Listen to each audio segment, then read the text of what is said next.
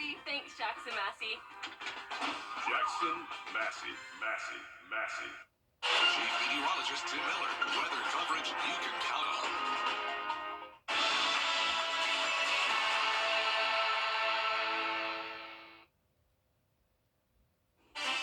A weather whiplash ahead.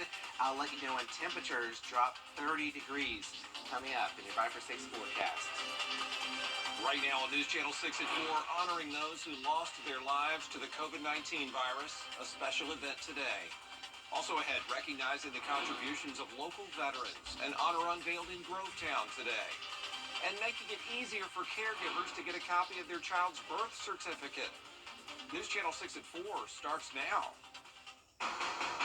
Live from Television Park, this is WJBF News Channel 6 at 4. Hey everybody, I'm Brad Means. Thanks for joining us. Jenny is off today. As coverage you can count on kicks off with the City of Augusta recognizing those who died during the pandemic. Bria Smith attended the unveiling of a new memorial. This plaque has been in the works for a couple of years and serves as a physical reminder of the love and appreciation the City of Augusta has for those who lost their lives to COVID-19. The plaque sits at Augusta's Riverwalk, but city leaders say the work put into helping those impacted during that time is why they gathered. Commissioner Alvin Mason says he remembers fearing his life would come to an end while having COVID and not knowing. I thank God that I'm still here. So for us to be able to do this here today and present this plaque for those that have lost their lives, some 983 folks just from Augusta alone. Imagine that. So people's lives have been touched. The citizens of Augusta have had their lives touched by this drastic disease. Augusta leaders want this plaque to be a representation of what happened and how far we've come. In Augusta, Bria Smith, WJBF, News Channel 6. Augusta's next budget could be heading to the chopping block before commissioners approve it.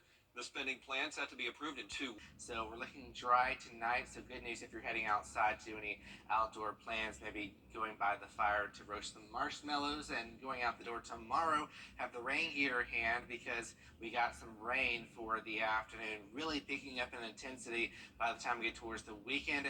I'll talk about that, plus much cooler air coming up in your 5 for 6 forecast, Brad. All right, Miller, we appreciate you. One of the area's most prominent corporate citizens is honoring the men and women in its company who've served this country. John Deere out of Grovetown honoring military veteran workers. Hannah Latier shows us how. At a ceremony this morning, leaders at the factory showed their appreciation for employees who served our country and unveiled a special statue in their honor. The statue is a depiction of a battlefield cross, a symbol meant to show respect for soldiers who died in battle. After the ceremony, veterans were treated to breakfast and given a challenge coin, hats, and badges. It was the factory's first time doing the ceremony, and those who were there say it turned out better than expected. That's an amazing feeling, just working for a company in itself that honors veterans. You don't find too many companies that do that. So just for them to take the time out of, the production and the work schedules to honor veterans is an amazing feeling. Leaders want this to become a factory tradition for years to come. In Grovetown, Hannah Latier, WJBF News Channel 6. And WJBF sure is proud to honor the contributions of our veterans, especially those in our area. And that is why tomorrow we're going to bring you a special that shares the stories of those who've served. John Hart and Dee Griffin will host. Be sure to tune in at 5:30, Veterans Voices, right here on News Channel 6. The South Carolina Department of... I'm Jason Raven. And families could start getting those benefits come January. Well, a lot of history can be made in 70 years, something that is so true here at WJBF News Channel 6. When we come back, we're going to take a look at all that's happened over all that time. Strolling down memory lane in a moment.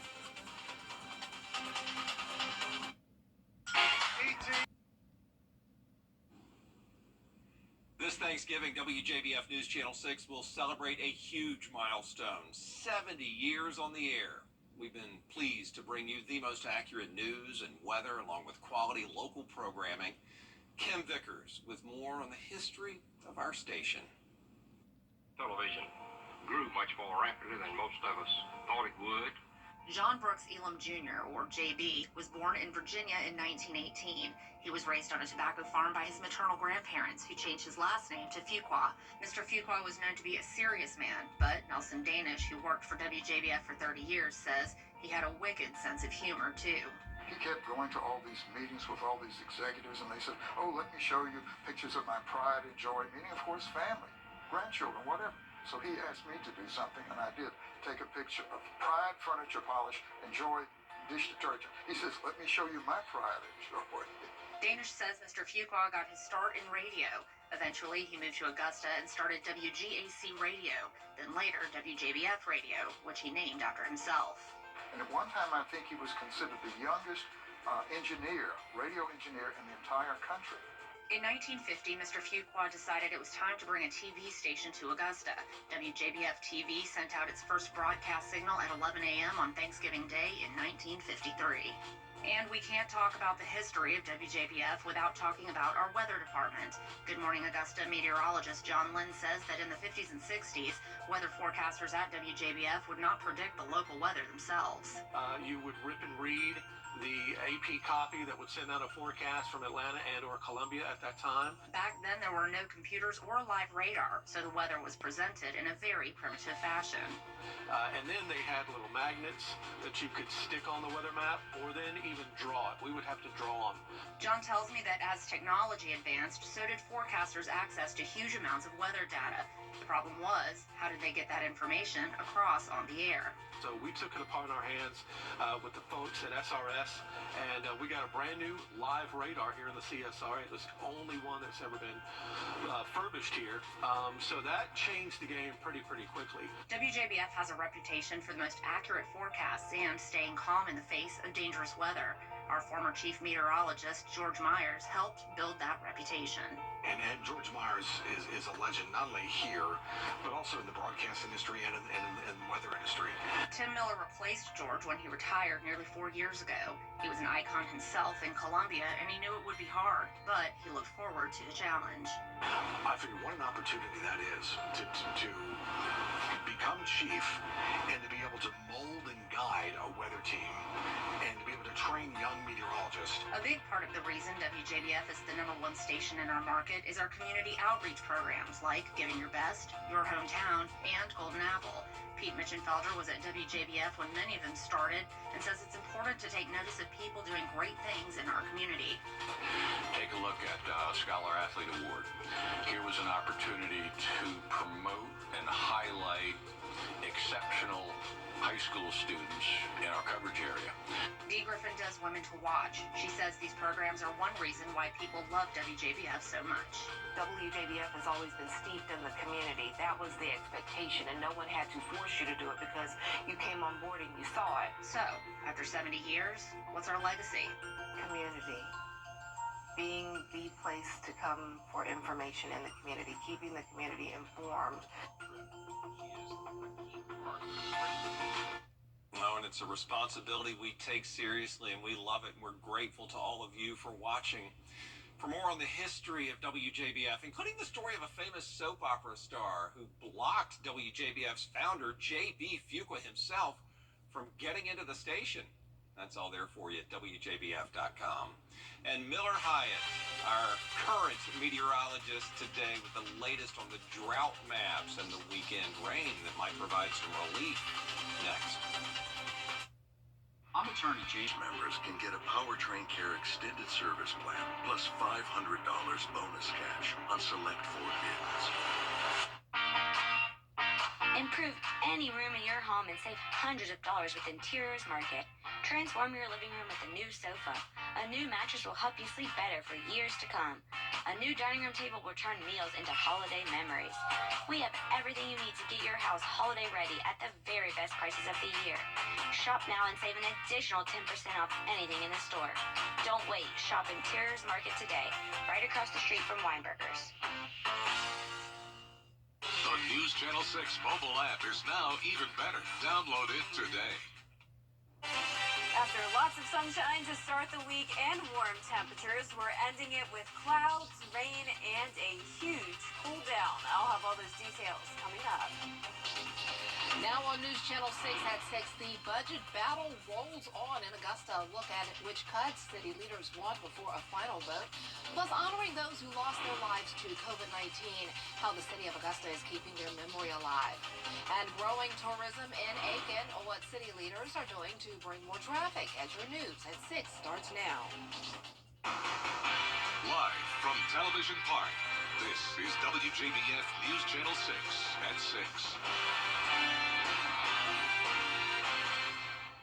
Good evening, everyone. I'm Dee Griffin in for Brad and Jenny. Thanks so much for joining us. Coverage you can count on begins with the proposed 2024 budget possibly heading to the chopping block. The spending plan is scheduled for final approval in about 2 weeks, but city leaders say they want to include less spending. George Escala has the details. The proposed 2024 budget is calling for a nearly 5% increase in spending, but some city leaders want to see less. We have to do our part as government leaders to show that there's some fat that can be trimmed in this budget, and I believe there is some. The administrator's proposed budget is balanced, and some city leaders say it needs to stay that way. We've worked extremely hard to create a budget that will keep our government operable, that will make sure that service delivery does not slip, and that some of the issues that they keep putting on the agenda get solved. But one big concern is the 2024 budget is balanced using $4 million in Rescue Act funds. But those dollars will not be available in 2025. So there's a future big hole to fill. Just go ahead and start planning towards that and make those cuts so we don't have to do them, big drastic ones next year. But efforts to cut the budget by $1.5 million failed Tuesday. But city leaders say the call for cuts is coming back, and budget writers better be ready. I would assume that there's going to be a motion that's going to come out of next week that's going to deal with cuts. And the situation is people ought to already get ready to present. This $4 million deficit that we keep bringing up about 2025 is just muddying the waters for political purposes. The budget battles are heating up and the clock is ticking. The vote on final approval of next year's budget is scheduled for November 21st. In Augusta, George Escala, WJBF, News Channel 6. And time now for a first look at our weather, and meteorologist Jenna Petracci joins us now. Jenna, I can say your name, I know, definitely. What a pretty picture behind you. I know, what a cool sunset we have. It's interesting because we have one last pocket of sunshine we're seeing there on our Terry Lambert Hyundai Skyview cam over at the airport. So the clouds are starting to close in on that area, and this will be the last sunshine we have for a while. Clouds are taking over tonight, and we won't see much of it tomorrow. We're going to have some very cloudy days ahead. But the sun warmed us up to 80 degrees today, another warm, well above average day, no rain, and a chilly morning. So our morning temperatures have been right around average in those low to mid 40s, but it's definitely been abnormally warm in the afternoon. Now, on average, our last 80-degree day comes on November 11th. That's coming up in just 2 days. But I'd say our last 80-degree day happened today because you'll see in the full forecast coming up, it's going to be getting chilly starting on Saturday. Not as much so tomorrow, but we will be just a couple degrees shy of that 80-degree mark. 71 in Thompson and Evans, 65 now in Augusta, our cool spot. 70 in Waynesboro, 72 in Aiken. Wrightsville, you're at 73 and 74 in Waynesboro. So still pretty warm tonight. Winds coming in from the southwest. 10 miles per hour in Aiken, a little bit breezy, 6 in Thompson. Now, notice on satellite and radar, still no rain, but we are seeing more and more clouds start to creep in from the west, all ahead of this cold front that has a very large batch of rain behind it. This is going to head in our direction, bringing us a few showers by tomorrow night. But in the meantime, tonight will stay dry. Great night for the fair. We'll be in the 60s all night long with partly cloudy skies. So as I mentioned, a few showers possible late Friday, but the bulk of the rain will come Saturday morning. It will be a very overcast, dreary weekend with the on and off rain and the big cool down. So coming up, I'll have a look at that full 10-day forecast. But back to you, Dee. All right, thanks so much, Jenna. We'll see you in a few minutes. The annual FCA Coaches Appreciation Banquet is being held tonight. This year's banquet guest speaker is NFL legend Jim Kelly. News Channel 6's Graham Lee is live at Warren Baptist Church, where tonight's event is being held. Graham. Well, good evening, Dee, and that's exactly right. Jim Kelly is in town tonight for the annual FCA Coaches Appreciation Banquet, and I was here a little bit earlier, and there were nobody here. There was empty seats, but now people are starting to take their seats, and this thing is really about to get kicked off. But I was able to talk to Jim a few minutes ago, and he's excited to be here. He's already shaken a few hands, and in just a few moments, he's going to get on stage and speak to a crowd that's going to be full of coaches around the CSRA who are there with their wives. But again, I caught up with him just a few minutes ago, and he says he's excited to be here, and he hopes what he says will have a big impact. I'm just excited. Hopefully, once I leave, I will be able to make a difference for a lot of people out there when they leave to understand they can be a difference maker. It doesn't have to be a celebrity or a Hall of Fame quarterback to be able to make that difference.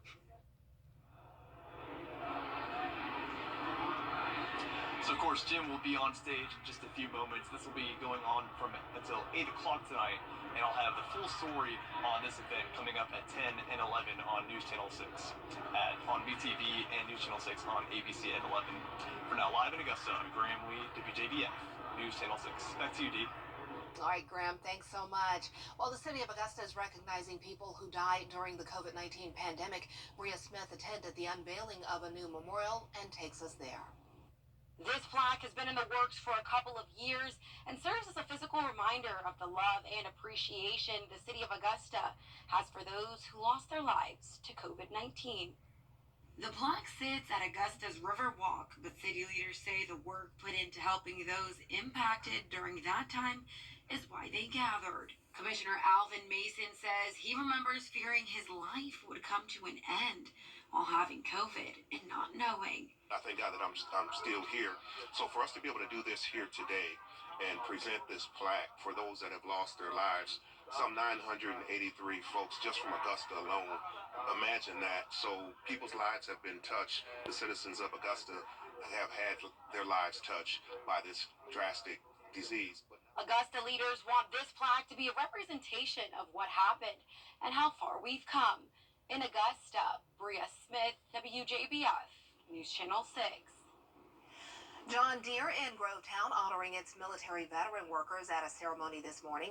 Leaders at the factory showed their appreciation for employees who served our country and unveiled a special statue in their honor. It's a depiction of a battlefield cross, a symbol meant to show respect for soldiers who died in battle.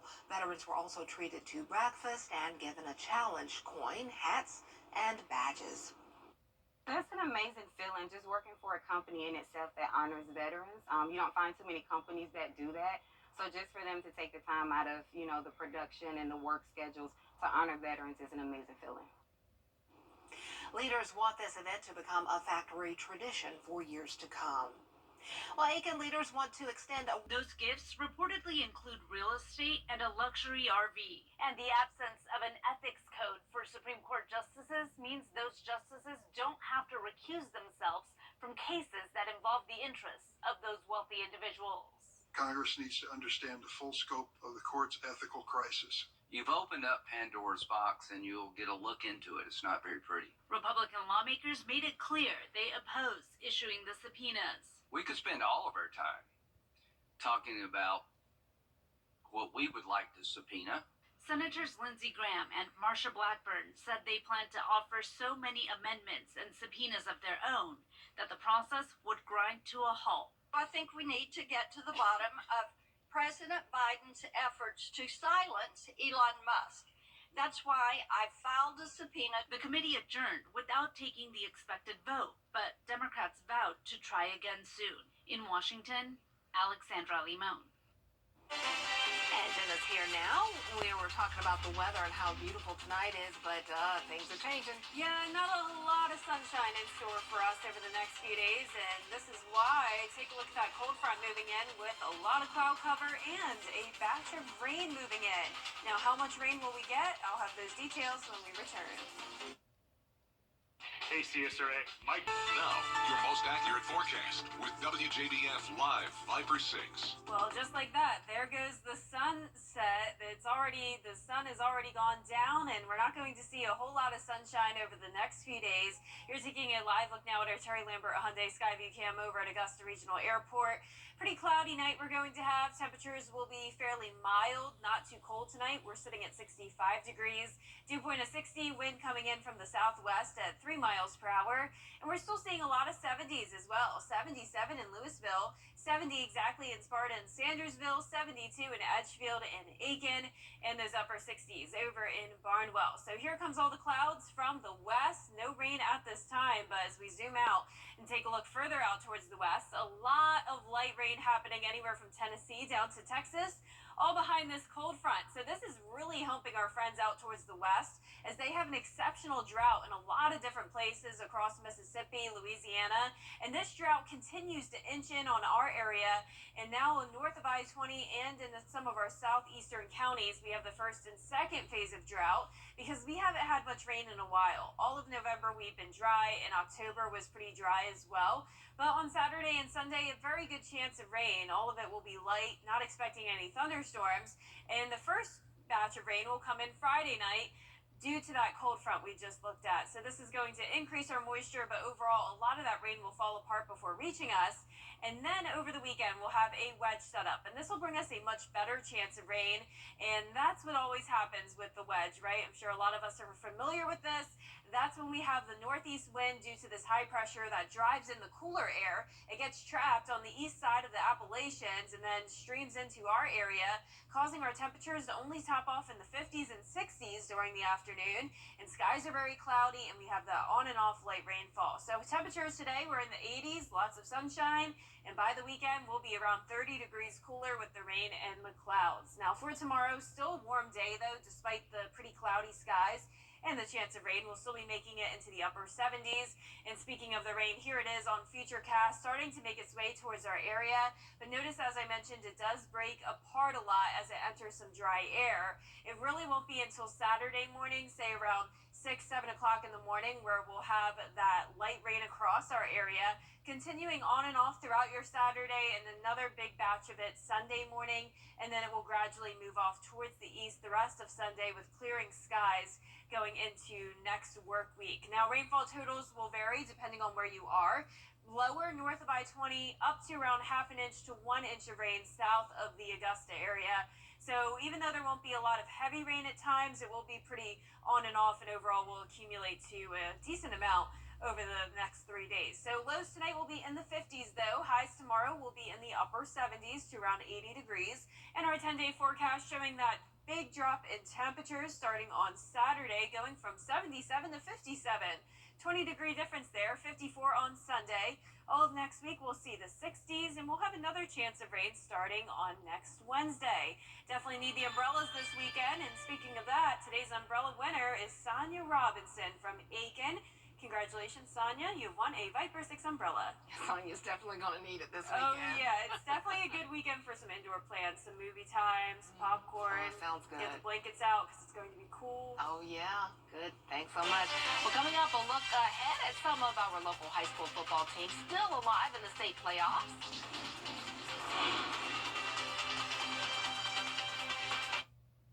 After an That's our report for now. News Channel 6 continues at 7 o'clock right after World News Tonight.